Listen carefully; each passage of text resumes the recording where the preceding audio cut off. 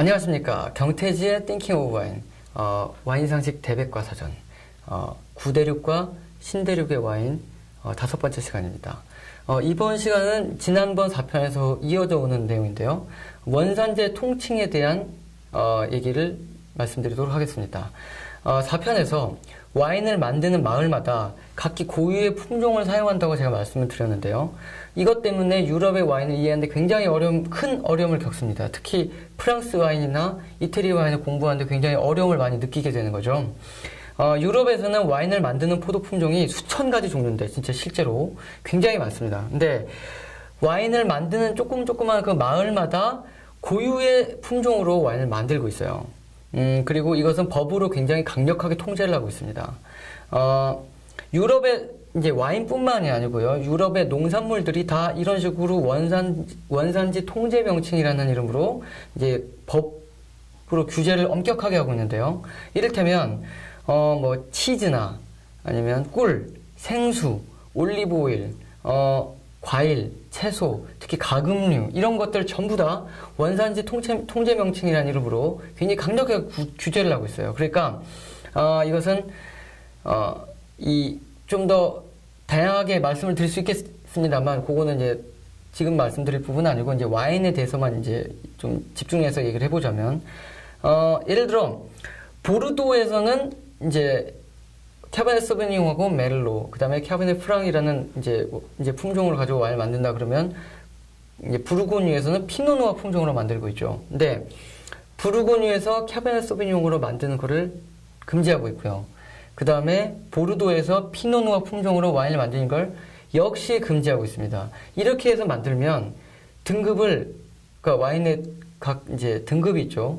품계라고도 하는데 그 품계 등급을 강제로 강등을 시켜버려요. 그러니까 최하위로 강등을 시키죠. 그러니까 AOC 와인이 될 게 뱅드 따블이 된다고 보시면 되겠습니다. 이 AOC와 뱅드 따블에 대해서는 좀 나중에 다시 설명을 드리겠습니다.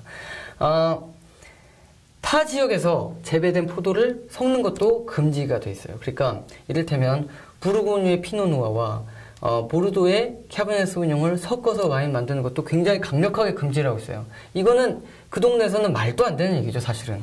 그러나 호주 같은 데서는 실제로 이런 일이 계속 벌어지고 있습니다. 그러니까 맥라렌 베일의 캐베네 소비뇽하고 그 다음에 베로사빌리에서 나오는 슈라즈하고 섞어서 와인을 만드는 게 얘네들은 아주 일상화돼 있어요. 근데 이제 그 원산지 통제 명칭이란 이름으로 이제 프랑스는 물론이고 이태리 또 스페인, 뭐 독일 다 금지를 하고 있는 거죠. 이런 부분들을 절대 못하게 이제 막고 있어요.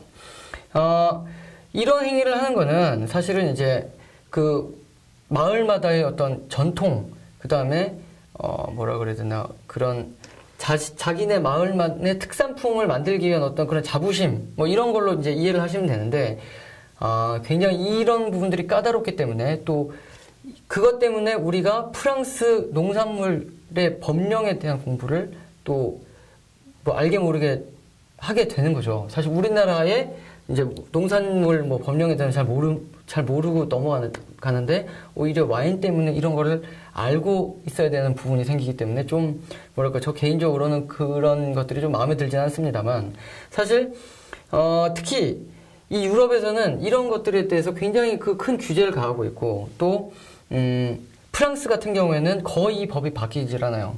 예를 들어 독일도 굉장히 징그러울 정도로 다양하고 많은 이런 관계 법령을 가지고 있고 그걸 철저히 지켜서 와인을 만들고 있고요.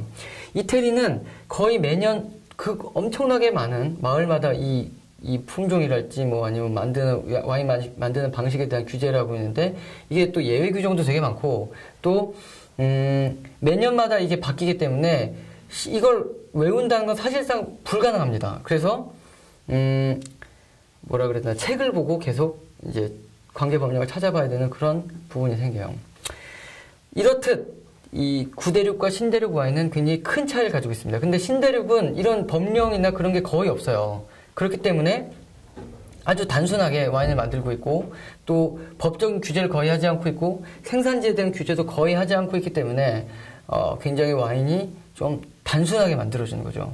유럽처럼 복잡하고 다양한 스타일의 와인이 만들어지는 게 아니고 일반적이고 평범한 와인들, 그러니까 칠레 와인과 호주 와인이 잘 구분이 안 가는 이제 그 라벨 가리고 마셨을 때는 이게 어떤 특징을 갖고 있는지 좀 그 구분을 또 명확하게 규정하기가 어려운 그런 부분에 문제가 발생을 하고 있습니다. 이 부분에 대해서는 나중에 다시 설명을 하고 이제부터는 와인을 만드는 마을에 대한 본격적인 얘기를 하도록 하겠습니다.